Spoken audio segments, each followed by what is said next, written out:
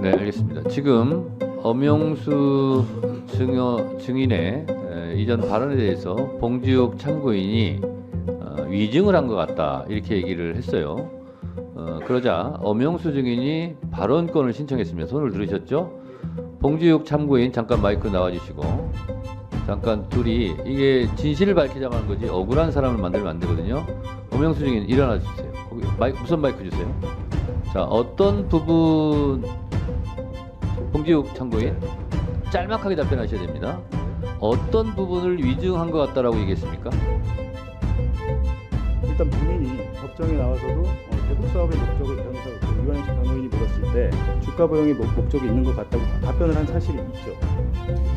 전체적으로 말씀하세요. 지금 봉지욱 기자님께서 그 전체적인 재판 진행에 대한 내용을 전혀 모르시면서 저렇게 말씀하시는 것 같고, 그 주가 조작을 위해서 제가 했다 안 했다 이게 아니고, 당시에 저 그 7월 17일 저 7월 달에 있었던 마닐라 대회 이후로 엄영수 증인 예, 짧게 끊어서 갈게요.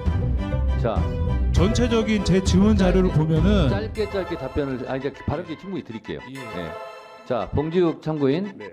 이 부분에 대해서 반박하세요. 지금 얘기한 부분에 지금 뭐라고 말씀하시는지 모르겠는데.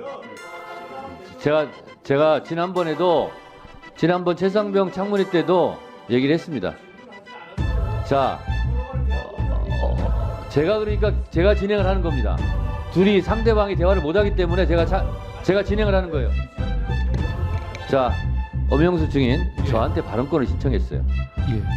봉지욱 기자가 얘기한 부분에 대해서 본인이 지금 억울하니까 손을 든 거 아니에요. 예, 그렇습니다. 그거를 짧게 얘기하시라고. 저는 저런 취지로 발언한 적이 없습니다. 자, 됐습니다. 봉지욱 참고인, 이 부분에 대해서 본인이 발언한 부분에 대해서 인정을 못하겠다는데 본인이 그러면 저 발언에 대해서 할 말씀 하세요. 엄영수 비서실장은 2023년 7월 4일 증인으로 나와서 이화영 측 변호인이 주가 부양을 염두에 두고 안부수를 나노스의 사내 이사로 영입한 것이야라고 묻자 그런 측면이 있습니다라고 대답을 했고, 또 N 활성화라는 카카오톡 대화방에서도 안부수나 뒤에 계신 김영기 차관 등을 영입했을 때 댓글 작업을 하지 않는데 본인이 안에 같이 작업을 했던 분입니다. 네, 됐습니다. 자, 엄영수 증인 이 부분에 대해서 할 말씀 하세요. 아까도 말씀드렸듯이 전체적인 제 증언의 내용을 보셔야 됩니다. 지금 봉지욱 기자님은 봉지욱 참고인이 말한 부분에 대해서 본인이 할 말씀 하시라고요. 반박하시라고. 아니, 그렇게 짧은 부분에 대해서만 반박하고 이런 게 아니고, 저는 말씀드렸듯이 봉지욱 기자님이 말씀하신 것처럼 제가 이거를 주가 조작을 위해서 500만 불을 보냈다 이런 내용이 전혀 없습니다. 저는 제가 말씀드리고 싶은 본인이 거는 그런 증언을 법정에 산 적이 없습니까? 예, 저는 500만 불이 주가 조작을 위해서 했다는 그 발언을 한 적이 없습니다. 자, 봉지욱 그럼 참고인 이 부분에 대해서 말씀하세요. 잘못 이해를 하신 것 같은데, 본인이 주가 조작을 위해서 500만 불을 보냈다는 게 아니고, 그때 당시에는 500만 불의 용도를 모른다고 했다가 나중에 와서 검사가 그런 얘기를 하길래 그때 당시 50억 얘기가 있었는데 혹시 그 500만 불이 50억인 것 같습니다라고 법정에 증언을 하셨어요. 제가 아까 여기 앉아서도 이분이 하신 그 법정 증언서와 검찰 진술서를 쭉 다시 봤습니다. 혹시 제가 착각을 했을까봐. 그리고 아까 말씀드렸듯이 각종 동영상 전문 촬영 팀을 대동해서 돈을 주고 그걸 찍은 것은 회사의 홍보를 위해서 주가를 부양하기 위해서 목적이 있다라고 본인이 검찰 진술하셨잖아요. 자, 직접 묻지 마시고, 자, 이 부분에 대해서 엄영수 증인 할 말씀 하세요.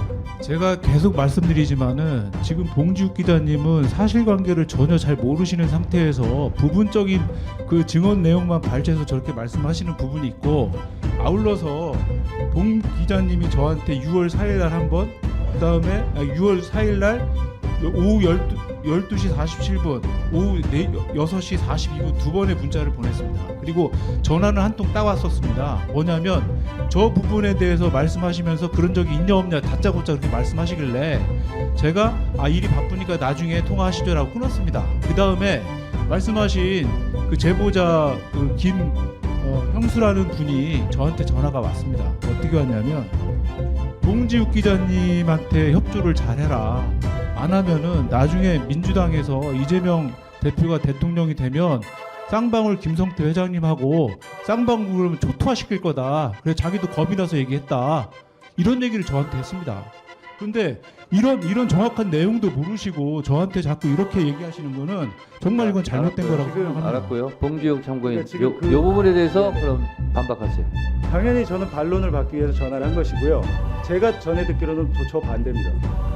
본인이 그 검찰에서 했던 진술들 그런 것들이 김성태 회장이 알고 굉장히 이렇게 많이 고초를 겪었다고 알고 있고 본인이 회사를 옮기고 싶지만 지금 갈 데가 없어서 힘든 상황이다 라고 생각했는데 오늘 뜬금없이 오후에 나오신 걸 보니까 회사의 지시를 받았겠구나. 그렇다면 그 회사의 의원님 제가 검찰 조사 전화를 여기- 받았으면은 엄영수 증인 잠깐만요. 네, 마저 회사나 예를 들면 김성태 회장한테 그럼 누가 지시를 했을까라는 추론은 당연히 드는 것인데 기자가 당연히 그 기사를 쓸 때 이분에 대한 기사를 썼어요. 물론 실명 기사는 안 썼지만 반론을 받기 위해서 한 거고 지금 말씀하신 저 내용은 뭔지 모르겠지만 본인이 증명하셔야겠네요. 왜냐하면 본인이 통화했던 분이 제 제보자인지 아닌지는 모르는 상태에서 본인이 저렇게 얘기를 하시는데 네, 알겠습니다. 알겠습니다. 자, 이렇게 마무리하고요. 본인들이 지금 오고 가면서 이제 서로 주장을 하셨는데 마지막으로 1분씩 마무리 발언 드리겠습니다. 자, 엄영수 증인 1분 발언하세요.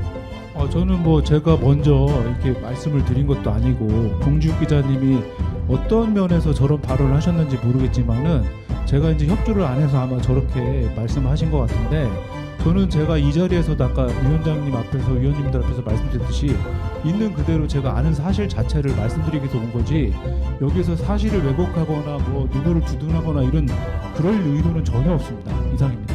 네, 알겠습니다. 봉지욱 기자님 1분 발언하세요.